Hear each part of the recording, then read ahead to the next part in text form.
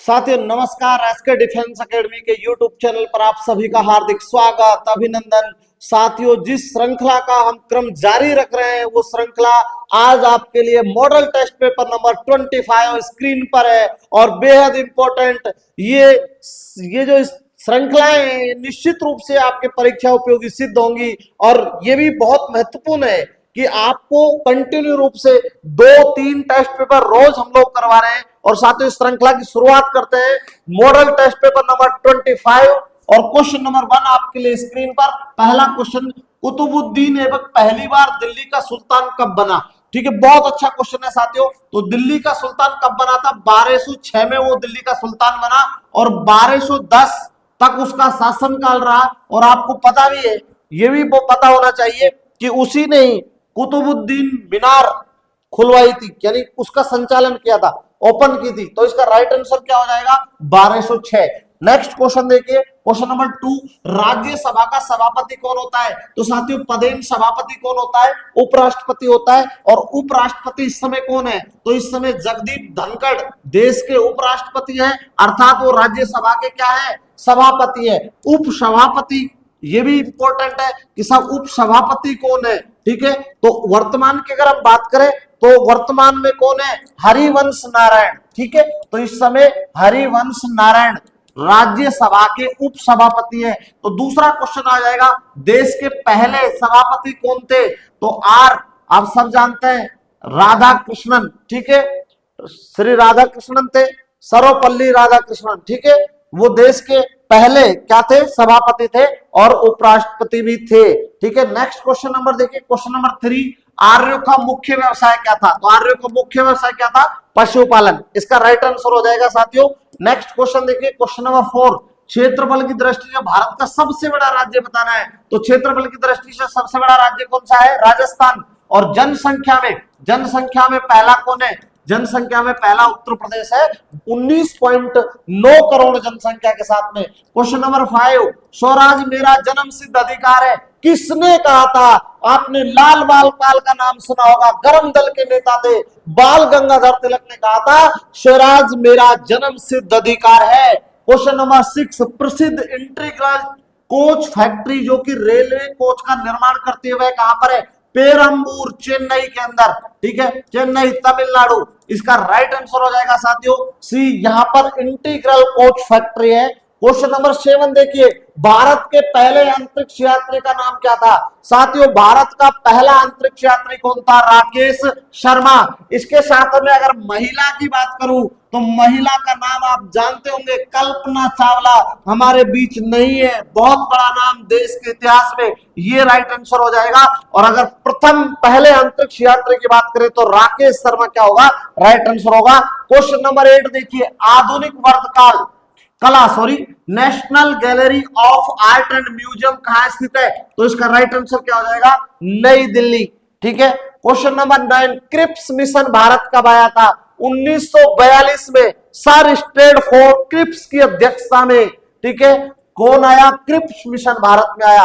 Cabinet mission अगर पूछा जाता है, देखिए यहां पर थोड़ा सा देखिए, अगर आपसे कैबिनेट मिशन पूछेगा तो कैबिनेट मिशन कब आया था? 1946 में, भारत को आजाद करने। और क्रिप्स मिशन कब आया? 1942 में। यहां पर अध्यक्षता कौन कर रहे थे? Sir Stratford Cripps. राइट, ठीक है। नेक्स्ट क्वेश्चन देखिए, क्वेश्चन नंबर 10, निम्न में से किस देश की मुद्रा रुपया है? तो देखिए नेपाल की मुद्रा क्या है? नेपाली रुपया। क्या? नेपाली रुपया। ठीक है, रुपया नेपाली। और यहां पर आप सोच रहे होंगे सब इंडोनेशिया की मुद्रा क्या है, क्योंकि आपको यह भी पता होना चाहिए कि इंडोनेशिया की मुद्रा क्या है। तो इंडोनेशिया की क्या है? रुपया। और यहां पर देखिए नेपाल की क्या है? रुपया। तो रुपया और रुपया में अंतर है, इसलिए इसका राइट आंसर क्या हो जाएगा? नेपाल हो जाएगा। ठीक है, बहुत इंपॉर्टेंट है साथियों। इसके साथ साथ कई बच्चे सोच रहे होंगे सर म्यांमार की क्या है? तो म्यांमार की मुद्रा क्या है? कयात है। क्या है? कयात। ठीक है, ये बहुत इंपॉर्टेंट है। भूटान की क्या है? तो भूटान की डुलट्रम है। कौन सी है? डुलट्रम। ठीक है, डुलट्रम हो जाएगा साथियों इसका। नेक्स्ट देखिए, क्वेश्चन नंबर 11, केंद्रीय चावल अनुसंधान केंद्र कहां है? कटक। और कटक कहां पर है? उड़ीसा में। तो केंद्रीय चावल अनुसंधान कहां पर है? उड़ीसा के कटक में। क्वेश्चन नंबर 12, कौन सा ग्रह आकार में घनत्व में लगभग पृथ्वी के समान है? साथियों इसीलिए इसे पृथ्वी की भगनी कहते हैं। भगनी का मतलब क्या होता है? बहिन होता है। किसे कहते हैं? शुक्र को कहते हैं। भोर का तारा भी कहते हैं, चमकीला भी कहते हैं। शुक्र इसका क्या हो जाएगा? राइट आंसर हो जाएगा। क्वेश्चन नंबर 13, सुब्रेतो कप किस खेल से संबंधित है? तो सुब्रेतो कप किससे संबंधित है? फुटबॉल से संबंधित है। नेक्स्ट क्वेश्चन देखिए 14 नंबर, बाण भट्ट किस राजा के दरबारी कवि थे? साथियों, बाण भट्ट का बड़ा नाम और किस राजा के दरबारी कवि थे? हर्षवर्धन। राइट आंसर हो जाएगा। ठीक है, नेक्स्ट क्वेश्चन देखिए 15 नंबर, सर्वोच्च गैर सैनिक वीरता पुरस्कार पदक कौन सा है? तो साथियों, परमवीर चक्र गैर सैनिक वीरता पुरस्कार है। सर्वोच्च की बात की है, इसका राइट आंसर क्या हो जाएगा? परमवीर चक्र। नेक्स्ट कार्यक्रम सर लेकर आ रहे, मैं लेता हूं विदा। जय हिंद, जय भारत।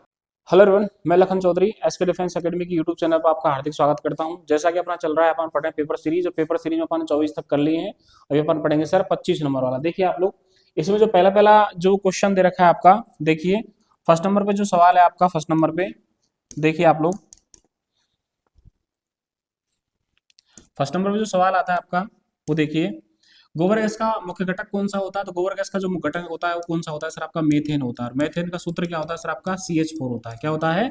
CH4। अगला देखिए आप लोग, अगला जो आता है सर आपका वो होता है बेल मछली। क्या होती है? तो देखो, ब्लू व्हेल जो मछली होती है आपकी, ब्लू व्हेल मछली जो होती है, इसको अपन मानते हैं स्तनधारी। क्या मानते हैं? स्तनधारी। क्यों? क्योंकि सर ये बच्चों को क्या पिलाती है? दूध पिलाती है। इसका करेक्ट आंसर कौन सा सर? आपका स्तनधारी। अगला देखिए, रोग कारक के शरीर से बाहर निकलने का मार्ग कौन कौन सा होता है? देखो, जो रोग कारक होते हैं ना, जैसे जीवाणु होता है, विषाणु होता है, तो उनका बाहर निकलने का जो मार्ग होता है वो मुंह भी हो सकता है, गुदा भी हो सकता है, त्वचा भी हो सकती है, पसीना भी हो सकता है, उससे वो बाहर निकल सकता है। तो देखो, इसमें पहला पहला कौन सा है? मल बिल्कुल निकल सकता है, मूत्र बिल्कुल निकल सकता है, त्वचा, त्वचा से बाहर निकलता है पसीना। तो आपको याद रखना है सर कि इसमें करेक्ट आंसर कौन सा आएगा सर? आपका ये सभी। अगला देखिए, टंगस्टन का तत्व का प्रतीक चिन्ह क्या होता है? देखो, आपको ध्यान रखना है कि पी जो होता है सर, किसका होता है? फास्फोरस का होता है। किसका होता है? फास्फोरस का। अगला जो आता है सर डब्ल्यू, डब्ल्यू जो होता है सर वो किसका होता है? टंगस्टन का होता है। सर एच किसका होता है? हाइड्रोजन का होता है। किसका होता है? हाइड्रोजन का। तो इसका करेक्ट आंसर कौन सा है सर? आपका डब्ल्यू होता है। अगला देखिए, BCG का टीका का उपयोग किस रोग की रोकथाम के लिए किया जाता है? ये वही सवाल आया जूनियर अकाउंटेंट के अंतर्गत। देखो, आपको ध्यान रखना है सर, BCG जो होता है, इसका पूरा नाम होता है सर आपका वेसिलस। सी का अर्थ जो होता है सर, इसको बोलते हैं केलेमिटी। और सर जो जी होता है, जी जो होता है सर, जी का जो अर्थ आता है उसको अपन क्या बोलते हैं? गुरीन बोलते हैं। क्या बोलते हैं? गुरीन। और इसका प्रयोग किस में करते हैं सर? आपको ध्यान रखना है, क्षय रोग बोल दे, चाहे आपसे बोल दे सर तपेदिक बोल दे वो आपसे, चाहे आपसे क्या लिख कर दे सर? वो टीबी लिख कर दे दे। आपको ध्यान रखना है सर इन्हीं रोगों के अंतर्गत इसका प्रयोग किया जाता है। एक आता है सर, इसका नाम होता है क्षमा। कौन सा आता है? क्षमा। तो आपको ध्यान रखना है सर कि जो आपका BCG होता है, इसके टीके का उपयोग किसमें करते हैं सर? तपेदिक के निदान में किया जाता है। इसका दूसरा नाम क्षय, तीसरा नाम टीबी, और चौथा नाम कौन सा है आपका? क्षमा होता है। अगला देखिए आप लोग, अगला जो आता है सर आपका, बंद करना यार, अगला जो सवाल है सर आपका वो है WHO के टीकाकरण जो है आपका, WHO का जो टीकाकरण कार्यक्रम वो कब लागू हुआ? तो आपको याद रखना है सर कि WHO का जो टीकाकरण कार्यक्रम है 1985 में क्या हुआ था सर? लागू हुआ था। WHO का फुल फॉर्म क्या होती है सर? WHO की जो फुल फॉर्म आती है वो आती है सर आपकी, आपको ध्यान रखना है, इसको अपन बोलते हैं वर्ल्ड हेल्थ ऑर्गेनाइजेशन। इसको बोलते हैं वर्ल्ड हेल्थ ऑर्गेनाइजेशन। इसको वर्ल्ड हेल्थ ऑर्गेनाइजेशन कहा जाता है। आपको याद रखना है सर कि ये एकमात्र संस्था है कि सर वो किस पे काम करती है? वो सर आपके मतलब स्वास्थ्य पे काम करने वाली संस्था है। ये मनाते हैं सर 7 अप्रैल को, 7 अप्रैल को उसका दिवस मनाया जाता है। तो ये ध्यान रखना आप लोग। अगला देखिए आप लोग, अगला जो सवाल आता है सर आपका वो आता है, सोडा वाटर बनाने के लिए किस गैस का उपयोग किया जाता है? देखो, ये बात कर रहा है आपसे सर शीतल पेय पदार्थ की। तो आपको ध्यान रखना है, जो शीतल जो पेय पदार्थ होते हैं, शीतल पेय पदार्थ बनाने के लिए जिसका प्रयोग करते हैं हम लोग, वो होता है सर आपका CO2 गैस होती है। कौन सी गैस होती है? CO2, carbon dioxide. Carbon dioxide का प्रयोग करते हैं। और यदि आपसे कहा जाए सर इसमें और क्या मिलाते हैं, तो इसमें होता है सर कौन सा soda? Baking soda. Baking soda जो होता है, बेकिंग सोडा को अपन क्या बोलते हैं सर? इसको अपन बोलते हैं खाने वाला सोडा। इसका सूत्र होता है sir NaHCO3।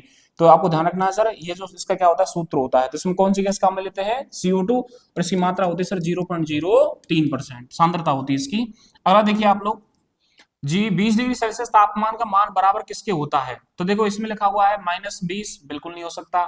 Minus 6.4 degree Celsius बिल्कुल नहीं हो सकती, 20 है ना पॉजिटिव में, यहाँ पर नेगेटिव में दे रखा है, तो ये नहीं हो सकता, ये भी नहीं हो सकता।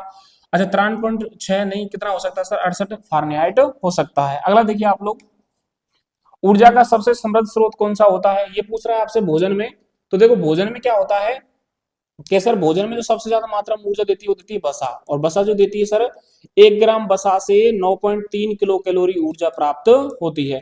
तो आपको ध्यान रखना है सर्वाधिक मात्रा में ऊर्जा कौन देता है आपका सर, वसा देती है। देखो विटामिन जो होती है ना आपकी, विटामिन न तो पाचन होगा शरीर में इसका, और नहीं क्या देगी सर, ये ऊर्जा देगी। तो आपको ध्यान रखना है सर ये ऊर्जा भी नहीं देती है और इसका पाचन भी नहीं होता है।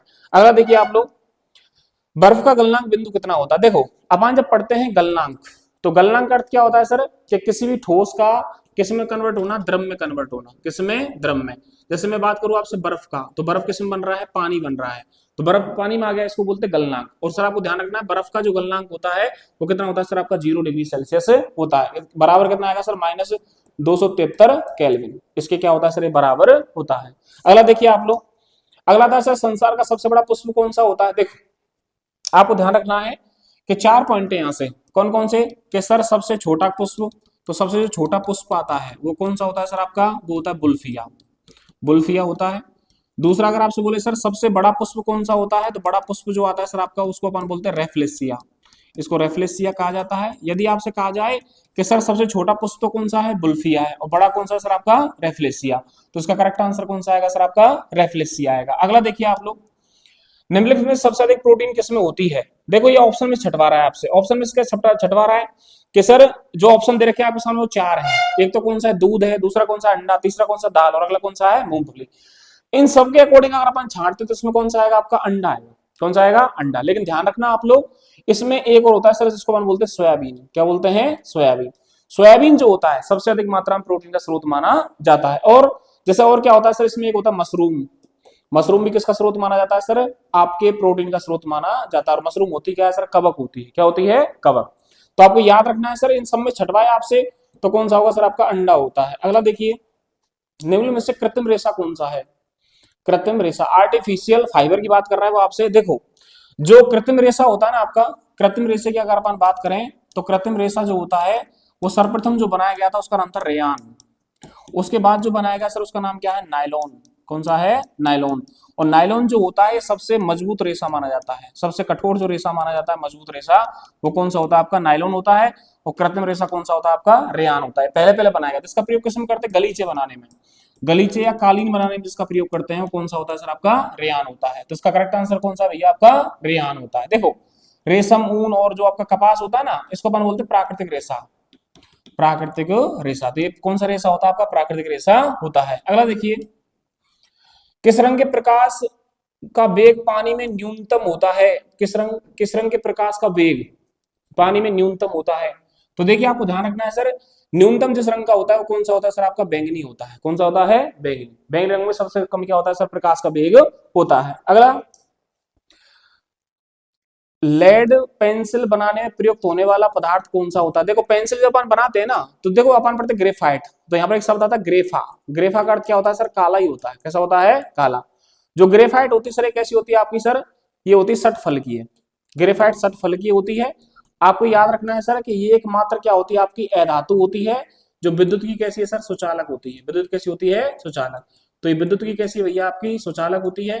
अगला आपको ध्यान रखना है सर कि ग्रेफाइट जो होता है इसका प्रयोग आपको ध्यान रखना है, जैसे होता है ना पॉलिश, गाड़ियों की पॉलिश बनाने में, गाड़ियों की जो पॉलिश होती है उस पॉलिश को बनाने में किया जाता है।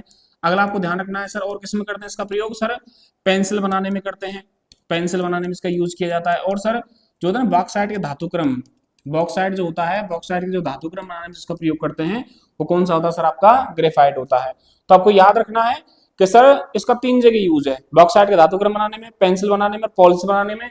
और सर ये कैसा होता है, काला होता है। और आकृति कैसी होती है, षटफल की होती है। और सर धातु विद्युत कैसी होती है सर, सुचालक होती है। तो यहाँ पर अपना जो पेपर सेट है वो कंप्लीट होता है। आपको ध्यान रखना है सर, जो भी अपन इसके अंतर्गत पढ़ा है उसको कमेंट करना आप लोग, और अच्छी अच्छी कमेंट करो। ठीक है, थैंक यू, धन्यवाद। जय हिंद लाडलो। 50 पेपर सेट की अपनी सीरीज चल रही है, जिसमें पेपर सेट अपना है आपके सामने बोर्ड पे 25वां पेपर सेट है। 50 पेपर सेट आपको कंप्लीट कराए जाएंगे। तैयारी में लगे रहें। 20 अप्रैल के बाद आपका एग्जाम आएगा। प्रश्न है अपना पेपर सेट 25 का मैथ का पहला प्रश्न, जो कि 13,601 में से किस संख्या को घटाया जाए जो 87 से विभाजित हो जाए? 87 का भाग दे इसमें पूरा पूरा चला जाए, तो ऐसी कौन सी संख्या घटाएं? तो सबसे पहले अपन 13,601 में 87 का क्या देंगे? भाग। क्या देंगे? भाग देंगे। क्या देंगे लाडलू? भाग देंगे 87 का। ठीक है, 87 एकम 87 बच गया कितना?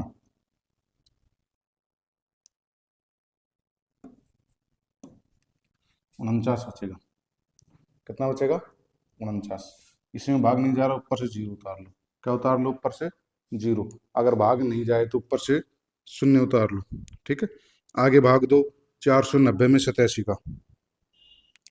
490 में भाग देंगे 87 का। 490 में भाग 87 का देंगे 400। देखो 87 को 5 से मल्टीप्लाई करो, 435। 7 पंजू 35, 8 पंजू 40। यहाँ से बचा आपका 5, इधर बच गया 8, 8 में से 3 गया तो 5, 55। अब आ गया आपका 1। अब 551 में, किसमें?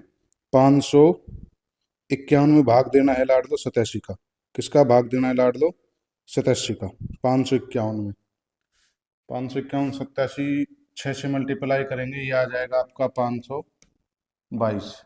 522 यहाँ से 22 घटाएंगे, 28 और 1 29। कितना बचा? अब देखो यहाँ पे जो शेषफल है आपका, ये जो शेषफल है ना, ये जो शेषफल है, तो मैं इस संख्या में से ये शेषफल घटा दूंगा। क्या घटा दूंगा? ये शेषफल घटा दूंगा, तो जो आएगी आपकी संख्या उसमें 87 का पूरा पूरा भाग चला जाएगा। तो ऐसे प्रश्न आए तो आपको भाग देना है, भाग विधि से देना है। लास्ट में जो शेषफल आए वो घटाने के बाद उस संख्या में पूरा पूरा भाग जाएगा। तो इसमें क्या घटाया जाए यही पूछ रहा है, तो भाई क्या घटा देंगे? 29 घटा देंगे, तो इस संख्या में ये आपका 87 का पूरा पूरा भाग चला जाएगा। अगला प्रश्न है, यदि ए बी 5:7 है, बी सी 6:11 है, तो ए बी सी याद करो। देखो लाड लो, ए बी सी 5:7 लिख दिया ए बी की जगह, बी सी का है 6:11। ठीक है, अब इधर आपके सामने 7 के सामने जगह खाली, इधर 6 के सामने। देखो 7 के सामने जगह खाली, 7 का 7 रख दो, इधर 6 के सामने खाली है तो 6 का ऊपर से नीचे गुणा करेंगे, इनको गुणा करेंगे। 11 7 77, ये आपका 7 छंगी 42, ये आपका 5 छंगा 30। आगे देखो, अगर ये सरल होने की स्थिति में, सरल होना मतलब काटना, अगर ये सरल होने की स्थिति में है तो आप इनको काटो आगे, नहीं तो यही आंसर आपका ए बी सी का अनुपात आ गया।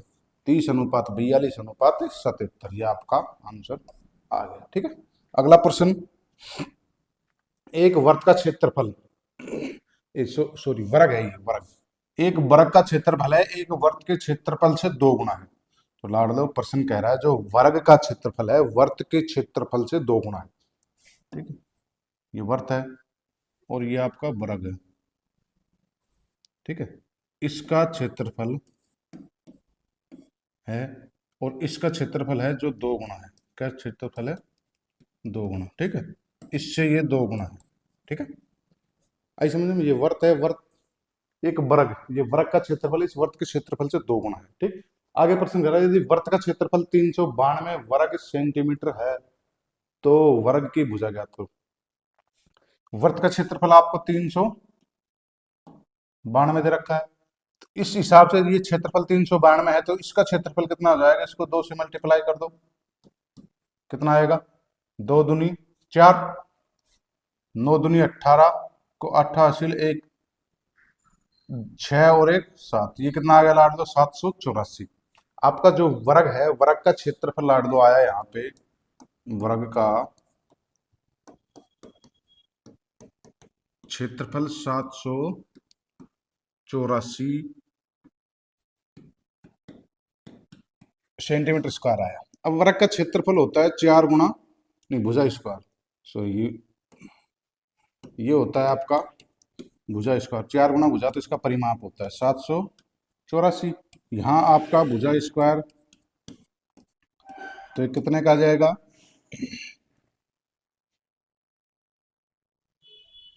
784 जो आपका होता है, जो वर्ग होता है 784, ये 784 होता है ना, ये 28 का वर्ग होता है लाड। कितना का होता है? 28। बराबर में स्क्वायर से स्क्वायर कट जाएगा, आपकी भुजा आ गई 28 सेंटीमीटर। यही प्रश्न में पूछा है आपसे, तो वर्ग की भुजा की लंबाई तो कितनी आ गई लाड दो? 28 सेंटीमीटर। ठीक। अगला प्रश्न, यदि यहाँ से वर्ग का परिमाप पूछता तो 4 गुना भुजा हो जाता, 4 गुना भुजा हो जाता, और भुजा अपने कितनी है? 28।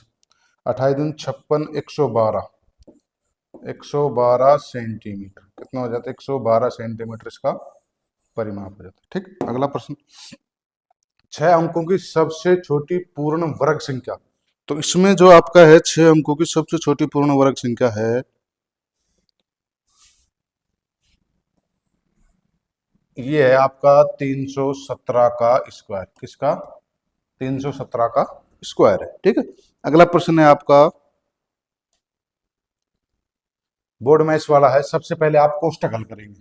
कोष्टक हल करेंगे, प्लस वाली संख्या 9 और 7 18, 18 और 8 26, 26 और 7 33, 33 में से 6 घटाएंगे, यह आ जाएगा आपका 27। यहाँ से आया 27। 27 नहीं आना चाहिए, 25 आना चाहिए जोड़ने से, तो घटाने से। 9 7 16 है, सॉरी 16 और 8, 9 और 7 16, 16 में 8 जोड़ा 24, 24 में 7 जोड़ा 31, 31 से 6 घटाएंगे तो 25। अब भाग है, गुणा 5 है, प्लस का 5। अब भाग वाला करो, 625 में 25 का भाग देंगे तो 25 आएगा, गुणा 5 है, प्लस का 5 है। 25 गुणा 5 करेंगे 125, और इसमें 5 जोड़ेंगे, कितना आएगा? 130। बोर्ड में इसके हिसाब से होगा। सबसे पहले ब्रैकेट हल करेंगे, छोटा छोटा ये, इसमें छोटा नहीं, इसमें तो बड़ा है। ब्रैकेट हल करेंगे, बोर्ड में इसके हिसाब से छोटा होता है, फिर मजला होता है, फिर बड़ा होता है, फिर ऑफ या का करेंगे, फिर उसके बाद भाग, गुणा, जोड़ और माइनस करेंगे। ठीक है। इसका आंसर आपका आ गया 130। अगला प्रश्न, वह छोटी से छोटी संख्या क्या होगी जिससे 9, 15, 10 का भाग देने पर शेषफल हमेशा शून्य प्राप्त हो? देखो, छोटी छोटी संख्या क्या पूछ रहा है आपसे? छोटी से छोटी संख्या पूछो तो क्या निकालना है लाड दो? लैसे एलसीएम। ठीक है। इनका 9, 15, 10 का एलसीएम 9 है, 15 है और 10 है। ठीक। सबसे पहले 2 से डिवाइड करेंगे, 9 में भाग नहीं जाएगा, 15 में नहीं जाएगा, ये गया आपका 5। फिर 3 का देंगे, 3 आया, 5 आया, 5 आया। फिर 3 का देंगे, 1, 5, 5।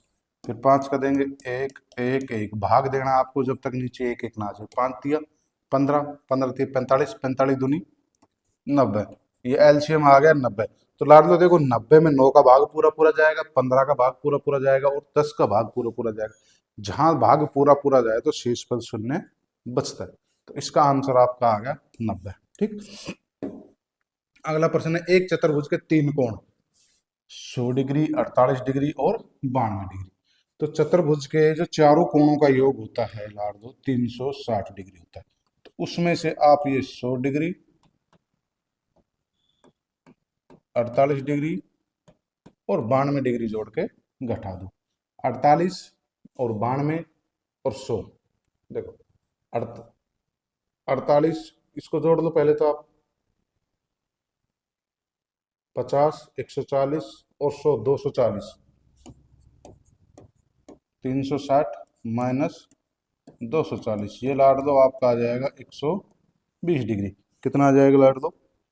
120 डिग्री, जो आपका चौथा कोण है। चौथे कोण का मान कितना आ गया लाट दो? 120 डिग्री। अगर यहाँ त्रिभुज का पूछे, त्रिभुज के जो आंतरिक कोण होते हैं,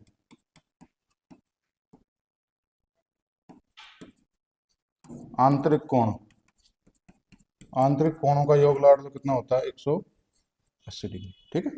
ये त्रिभुज के आंतरिक कोणों का योग 180 डिग्री। अगला प्रश्न है आपका, एक व्यक्ति साइकिल से 150 मीटर की दूरी 25 सेकंड में तय करता है, तो व्यक्ति की चाल। अब देखो चाल में ऑप्शन आपको किलोमीटर प्रति घंटा में दे रखे हैं सारे। किस में दे रखे हैं? किलोमीटर प्रति घंटा। चाल का सूत्र होता है आपका दूरी बटा समय, दूरी आपके पास 150 है, समय है आपके पास 25 सेकंड। यहाँ से जो चाल निकल के आएगी मीटर प्रति सेकंड निकल के आएगी, मीटर प्रति सेकंड, लेकिन आपके ऑप्शन है जो सारे किलोमीटर में, तो इसको किलोमीटर प्रति घंटा बदलने के लिए 18/5 से क्या कर देंगे, गुणा। तो यहीं आप 18/5 से क्या कर दो, गुणा। 25 से 6, ठीक है, 18 छक्की 108, 108 में 5 का भाग देंगे, 21.6 किलोमीटर प्रति घंटा। ये आपका लाड दो आंसर है, 21.6 किलोमीटर प्रति घंटा। ठीक, अगला प्रश्न है आपका, 3 लगातार विषम संख्याओं का औसत 21 है। देखो औसत होती है बीच वाली संख्या, विषम संख्या की बात कर रहा है तो 21 से बड़ी विषम संख्या 23 है, 21 से छोटी विषम संख्या 19 है। तो बताओ प्रथम संख्या तो इसमें कौन सी आ गई, 19, और लास्ट वाली संख्या आ गई 23। ठीक है, प्रथम संख्या पूछ रहा है आपसे 19। औसत का मतलब होता है बीच वाली संख्या, 3 लगातार विषम संख्या है तो बीच वाली आपकी 21 हो गई, एक 21 से अधिक होगी, एक 21 से कम होगी। अगला प्रश्न, कोई धन 5% साथ में ब्याज दर से कितने समय में 2 गुना हो जाएगा। देखो पहले प्रश्न आ चुका, सबसे पहले करेंगे आप 100 से 2 गुना हो रहा है तो कितना हो जाएगा, 200। कितना आ गया अंतर, 100 रुपये। जो ब्याज है ये मूलधन है, ये मिश्र धन। ठीक, आपसे समय पूछ रहा है और दर दे रखी है। ठीक, दर दे रखी है आपको 5%, समय आ गया आपका 20 वर्ष, ये आपका 20 वर्ष।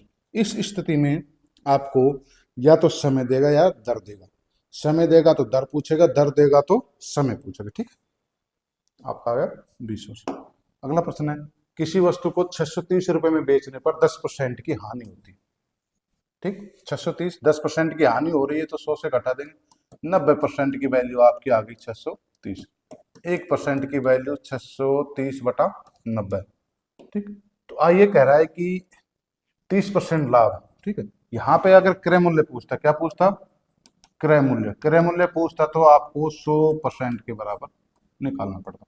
यहाँ पे 30% लाभ का पूछ रहा तो 130 निकाल दो, 630/90 इंटू 130। ठीक, ये 7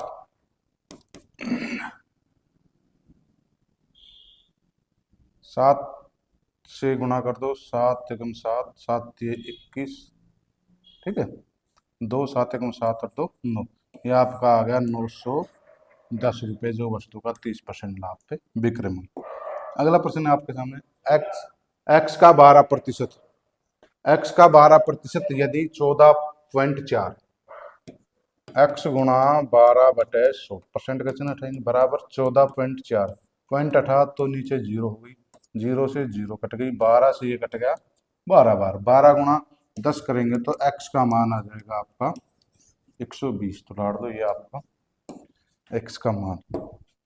अगला प्रश्न है, 3 संख्याएं जिनका अनुपात 6:8:9 है तथा इनका में से 2 है तो बताओ लय से। ठीक है, ये आपका 6 8 9, अब में से दे रखा है आपको कितना, 2, में से दिया प्रश्न, तो 2 से इसको मल्टीप्लाई कर दो, 12 आ गई संख्या, इसको 2 से मल्टीप्लाई करेंगे 16 आ गई, इसको 2 से मल्टीप्लाई करेंगे 18 आ गई। जो प्रश्न में में से देर अनुपात देना, अनुपातों को डायरेक्ट में से मल्टीप्लाई कर दिया करो, संख्या आ जाएगी आपकी। ठीक है, उनका लय से निकालना है तो इनका लय से लाड़ दो आएगा 144। जब लय से निकालेंगे अपन ये विधि से तो कितना आएगा 144, तो संख्याओं का लय से कितना आगे लाड़ दो 144। ठीक, अगला प्रश्न, गोले का संपूर्ण पृष्ठ क्षेत्रफल, जो गोला है उसका संपूर्ण पृष्ठ क्षेत्रफल, गोला का संपूर्ण पृष्ठ क्षेत्रफल होता है 4πr²। 4πr², ये πr² तो वर्त का क्षेत्रफल हो गया, वर्त का क्षेत्रफल। ये सूत्र याद कर लेना। ठीक है, सूत्र आप याद कर लेना। अगला प्रश्न है आपका sec 0 डिग्री, तो sec 0 डिग्री ये भी कहा था मैंने आपसे, याद कर लेना, sec 0 डिग्री का मान 1 होता है। ये सारणी आप कंप्लीट याद कर लेना। ठीक है, कंप्लीट याद कर लेना, इसका मान पूछेगा। ठीक, क्या पूछेगा, मान। और आपको जो क्षेत्रमिति वाले हैं, क्षेत्रमिति वाले हैं वो आपको सूत्र याद कर लेना, अगर क्वेश्चन भी आएगा तो बिना सूत्र आपका क्वेश्चन नहीं होगा। ये आपके मैथ के कंप्लीट हो गए। आप रीजनिंग का पार्ट स्टार्ट हो रहा है। विषम चुनिए, देखो नदी है, महासागर है, झील है, वर्षा है। जब वर्षा होगी तो ये स्थिति पैदा होगी, ठीक है। वर्षा होगी तो झील में पानी जाएगा, नदी में पानी जाएगा, इन सब का पानी, नदी का पानी महासागर में। तो वर्षा क्या है यहाँ पे, विषम है। अगला प्रश्न है, रूपा एक स्थान से चलती है और 15 मीटर पश्चिम की ओर। ये रूपा, ये 15 मीटर रूप गई पश्चिम की ओर, फिर वह बाएं घूमती है। आप इधर जा रहे हो, बाएं तो आपका नीचे है, ठीक है। बाएं घूमती है और 12 मीटर चलती है। ये बाएं घूम गई, 12 मीटर चल दी, फिर दाएं घूमकर वह चलती है। तो आप इधर जा रहे हो, दक्षिण दिशा में जा रहे हो, तो दाएं आपका ये जाएगा, पश्चिम में जाएगी। फिर वो कहाँ जाएगी, पश्चिम में। किस दिशा में चल रही, तो लाड़ लो कहाँ जा रही है वो, पश्चिम दिशा में, ठीक है। अगला प्रश्न है 15, 31, 64, 131। देखो 15, 31, 64, 131, ये 16 हो गया, और ये इसका अंतर से देखे तो एक बार 16 हो गया,